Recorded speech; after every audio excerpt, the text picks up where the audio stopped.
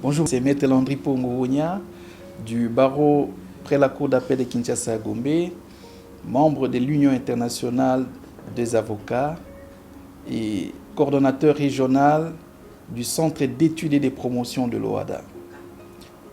Le métier d'avocat, c'est le plus noble métier du monde. C'est pas moi qui l'ai dit, c'est Aristote citant Platon. Platon, après avoir observé les différents métiers du monde et après avoir également observé toutes les sciences du monde, savant qu'il était, a estimé dans l'éthique à Nicomaque que la meilleure des sciences, c'est la science de loi. La meilleure des sciences, c'est la science de loi. Et ça, c'est Platon qui l'a dit. Et la science de loi, c'est la science du droit. La science de normes, c'est le droit. L'un des métiers qui sort de cette science de loi, c'est le métier d'avocat. Tout comme dans cette science de loi aussi, on peut avoir le métier de magistrat, tout comme de conseiller juridique. Mais ici, c'est le métier d'avocat. Du mot latin avocare, c'est appeler à. Ici, c'est appeler à défendre. Mais si je limite le métier d'avocat à la défense, ça serait une étude ou une conception assez truquée du métier. Au-delà du fait que l'avocat est appelé à défendre, l'article 1er de la loi organique de l'ordonnance loi de 1979 qui organise les métiers d'avocat et même la nouvelle loi sur le métier d'avocat définit l'avocat comme l'auxiliaire de justice qui est censé assister les clients, les défendre devant les cours et tribunaux en dehors, les conseiller, concilier les parties et même transiger. Et donc, ces métiers auxiliaires de la justice, actuellement, d'ailleurs, on pense qu'il est au-delà d'être auxiliaire, c'est plutôt un partenaire de la justice parce que la plupart d'avocats aujourd'hui sont devenus des arbitres, c'est-à-dire ils jugent aussi et je pouvais me dire, ce sont des acteurs de la justice. Voilà pourquoi il choisit d'être avocat. C'est parce que depuis que je suis sur cette terre des hommes, j'aime l'excellence. Et je viens de vous dire, madame, que Platon nous a dit, alors que moi, je voulais devenir prêtre, alors que j'étais au petit séminaire, au grand séminaire, préparé pour être habillé en blanc, prêcher les autres comme un prêtre catholique. Lorsque j'ai lu Platon, lorsqu'il dit que la meilleure des sciences, c'est la science de loi, et que moi-même, j'ai rime avec l'excellence, j'étais bouleversé. Et je me suis dit qu'il lui fallu que j'aille dans l'excellence. L'excellence, alors que lui-même Platon était philosophe, il pouvait dire que la meilleure des sciences, c'est la philosophie. Non, il s'est abstenu, il a dit, la meilleure des sciences, c'est le droit, c'est la loi. Et je me suis dit, je dois aller dans l'excellence. Donc, la réponse claire, la motivation qui m'a mené à embrasser ce métier ô combien excellent, c'est de suivre l'excellence. comme l'a dit Platon. Le sage Platon dit, la meilleure des sciences, c'est la science de loi. C'est pourquoi j'ai choisi de faire le droit et exercer ces métiers. Est-ce que j'aime ce que je fais? Vous pouvez les constater, ne fût-ce que les souris qui sillonnent la silhouette de mon visage. J'aime ces métiers. J'aime les métiers d'avocat et je ne sais pas ce que je pouvais faire sans être avocat. Et déjà, j'ai commencé mon métier comme défenseur judiciaire. Les défenseurs judiciaires, ce sont des avocats, mais qui ne plaident point devant la cour d'appel. Et en 2014, je suis devenu avocat plein près la cour d'appel de Kinshasa-Gombe et membre effectif de l'Union internationale des avocats, c'est-à-dire avocat international. Et je me suis, pour donner du tonus à mon métier d'avocat, je me suis lancé dans l'écriture. Et à ce jour, parce que j'aime mon métier, vous m'avez posé la question sur l'amour de mon métier, je me suis dit qu'il fallait renforcer mon métier par une dose qui propulse à l'excellence, c'est l'écriture. Et j'ai à ce jour, à mon actif, madame, 19 ouvrages sur le droit des affaires, l'OHADA. Et là, vous avez le précis des voies d'exécution en droit OHADA, qui est un ouvrage d'à peu près 1000 pages. J'ai devant moi les défenses à exécution. J'ai devant moi également les immunités d'exécution de l'État et de ses organismes en droit OHADA. J'ai également la saisie des navires et des aéronefs et ainsi de suite. J'ai 19 ouvrages. Alors, est-ce que j'aime ou pas mon métier? Je ne pouvais pas faire ça si je n'aimais pas mon métier. J'ai passé des nuits insomniaques, des nuits sans dormir, toujours pour écrire. J'ai passé de nuits et même de jours sans se reposer pour défendre les gens.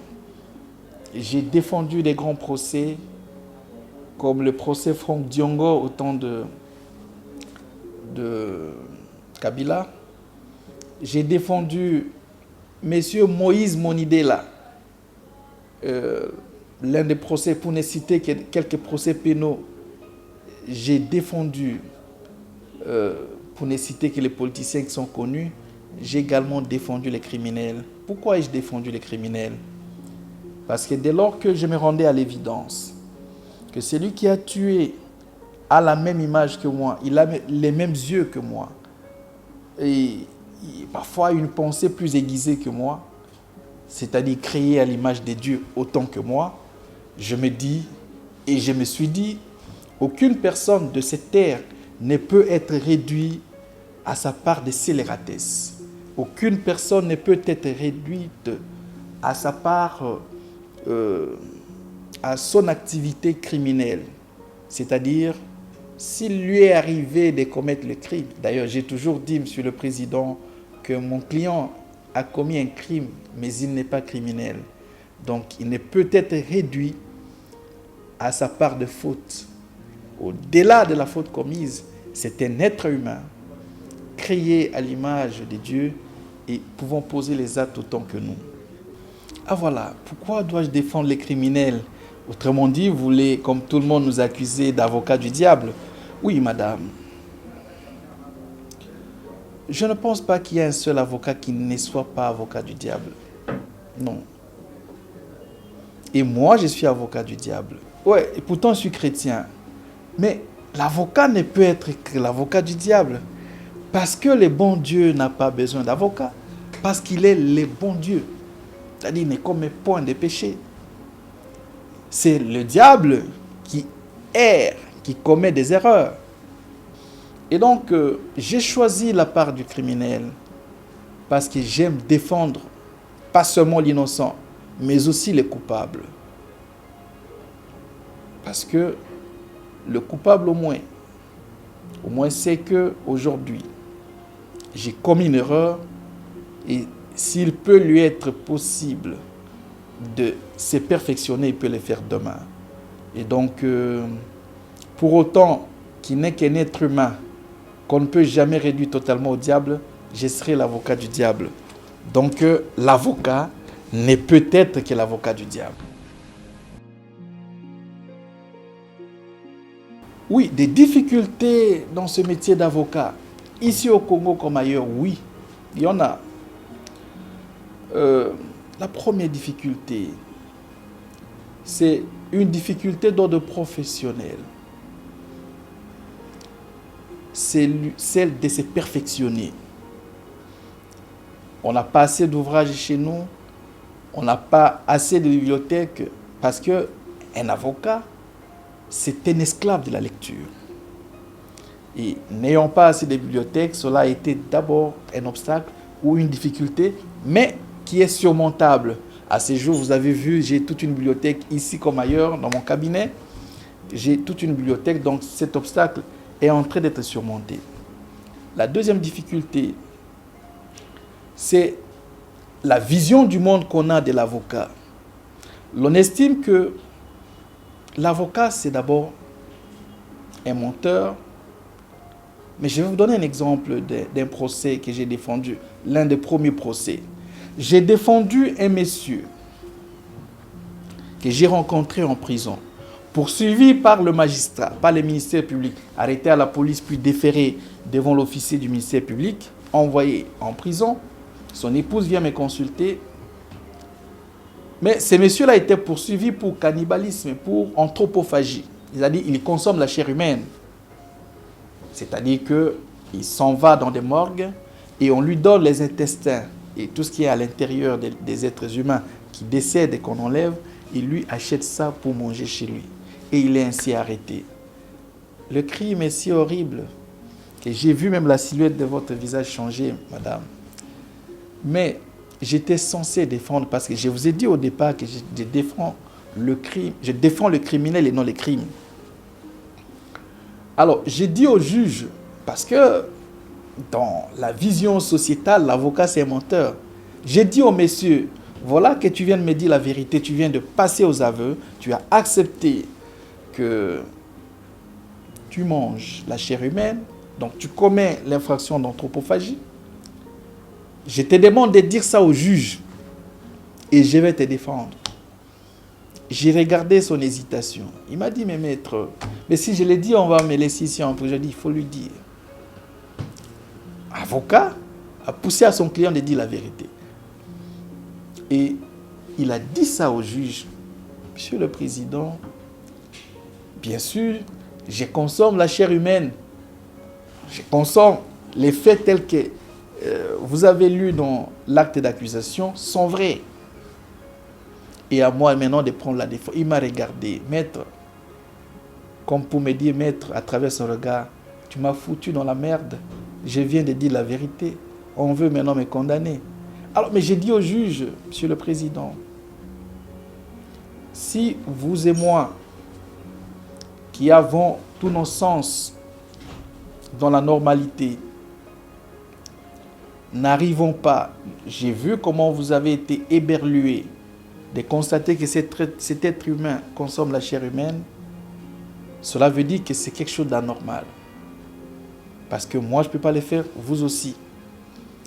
À combien plus forte raison? Lorsqu'il arrive à un être humain de le faire, c'est-à-dire qu'il y a quelque chose d'anormal sur les plans psychiques et psychologiques. Et j'ai demandé que cet homme poursuivi soit déféré devant le médecin pour un examen.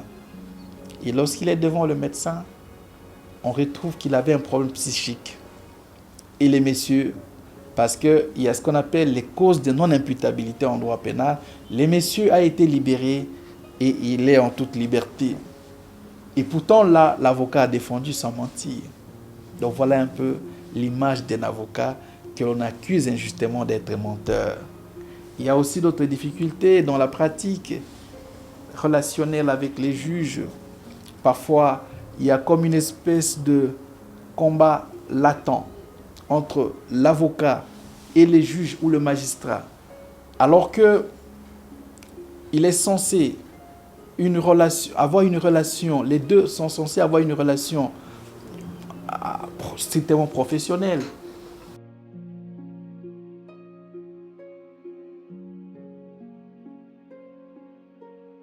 Les avantages, ils sont de plusieurs ordres. D'abord, l'honneur d'être appelé maître. C'est un honneur. c'est même un privilège. Deuxième avantage, parce que chez nous, avec ce monde matériel, on pense souvent aux finances.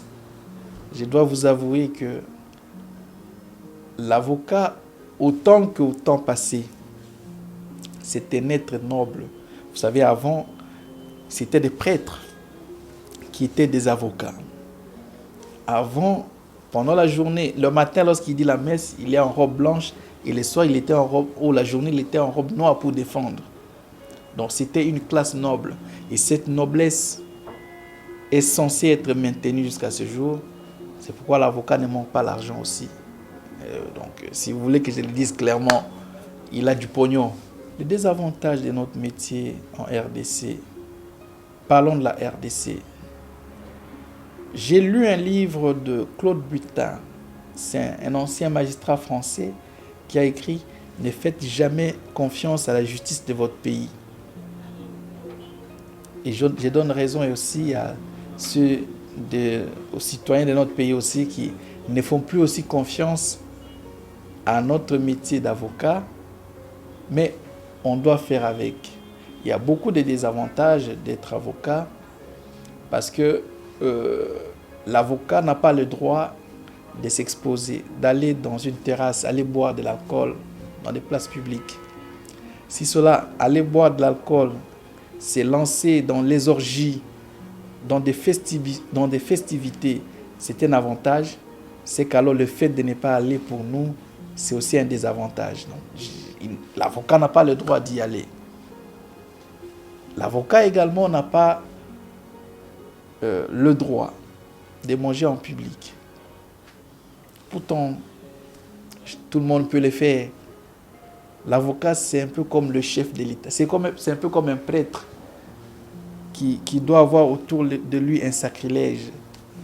Et tout cela, ce sont des désavantages parce que il ne sait pas être aussi libre que les autres. Mais si nous pouvons appeler ça des avantages, je crois que c'est la meilleure des vies. C'est pourquoi j'ai toujours dit qu'un bon avocat peut facilement aller au ciel, même sans faire les jeûnes et prières. Sur les avantages, sur ce que j'ai gagné de mon métier, j'ai quelques trophées, mais celui m'intéresse davantage. C'est pourquoi je les mets toujours ici. Les autres, je les laisse à la maison. Alors, ce trophée ici m'a été donné lors du colloque international sur les 10 ans de l'OHADA. Ce fut en présence de Madame le président de la Cour commune des justices et d'arbitrage, qui est l'une des institutions de l'OHADA. C'était devant le Premier ministre de la RDC, c'était devant le directeur général de l'école régionale supérieure de la magistrature du Bénin, c'était devant l'ancien ministre de la Justice et garde des Sceaux du Mali, Maître Mamadou Ismaïla Konaté, c'était devant un public énorme, des avocats, des magistrats, et on m'a remis ce trophée comme l'un des meilleurs auteurs africains sur l'OHADA, les plus prolifiques sur l'OHADA, pour avoir rédigé des ouvrages pertinents, 19 ouvrages sur le droit communautaire OHADA. Cela m'a valu ces trophées et ça constitue une fierté, pour ne pas dire un privilège pour moi, qui suis de la RDC. On a toujours pensé que en RDC, il n'y a que de la musique. Et j'ai reçu ces questions de la part des autres États, des avocats d'autres États, qui me disaient, mais écoutez, en dehors de la musique, on ne vous connaissait pas dans l'écriture. Nous nous sommes dit non, nous devons sortir de la mêlée pour porter les flambeaux de la RDC aussi au niveau international. Et cela nous a valu ce trophée.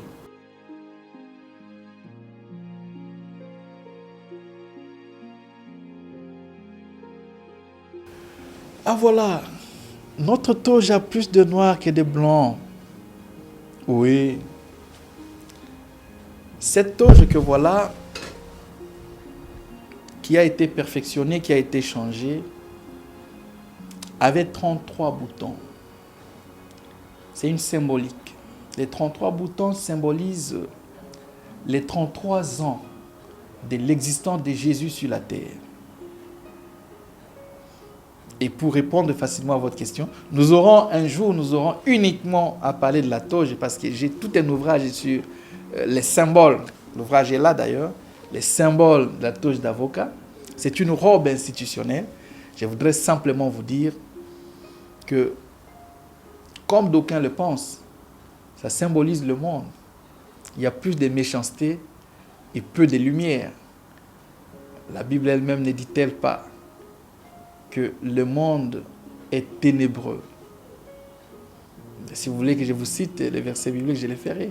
Dans Jean 1, il dit, la lumière luit dans les ténèbres, mais les ténèbres ne l'ont point reçu.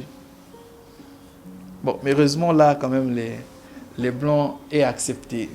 Je reviendrai sur la toge avec beaucoup de détails. Alors, le métier d'avocat, s'il peut m'être permis de conseiller, parce que parmi les missions de l'avocat, c'est aussi de conseiller, c'est de dire à tout le monde de ne pas les faire, de ne pas devenir avocat. Mais aussi, j'ai dit à tout le monde de les devenir. Pourquoi? Parce que c'est un métier difficile. C'est un métier où vous êtes censé lire et se perfectionner au jour le jour. Alors qu'il est possible pour chacun d'entre nous, après avoir passé les cursus de 5 ans, aller se reposer à la maison et commencer à pratiquer le métier. Chez nous, par contre, dès lors que vous fermez la porte de l'université, une autre université commence. Donc, quand tout est fini, c'est alors que commence le tout. Alors, si vous n'êtes pas censé vous sacrifier pour la cause de la lecture, surtout aujourd'hui avec l'avènement de plusieurs nouveaux droits, les droits WADA, les droits numériques, et le droit, il y a toujours quelque chose de nouveau. Il y a même du droit du sport aujourd'hui. Donc, il faut se mettre à jour. Il faut toujours se mettre à jour. Ça, c'est le premier conseil. Le deuxième conseil, c'est que c'est un métier noble. Et cette noblesse doit demeurer lorsqu'on est dans la disette. La noblesse ne dit pas simplement qu'il faut avoir l'abondance, beaucoup d'argent, tout ça, non. La noblesse implique la dignité. Un avocat est censé avoir beaucoup de réserves, avoir le secret professionnel, au point que, même si on voudrait l'égorger, il devra garder les secrets professionnels de son client. Son client lui a dit « j'ai tué », il doit garder ça dans son secret. C'est comme quand vous allez vous confesser auprès du prêtre catholique ou auprès d'un pasteur. Il est strictement interdit, à peine d'être qualifié d'immoral, à un pasteur ou un prêtre de sortir les secrets et les dire même à sa femme. C'est une interdiction formelle. Autant pour l'avocat.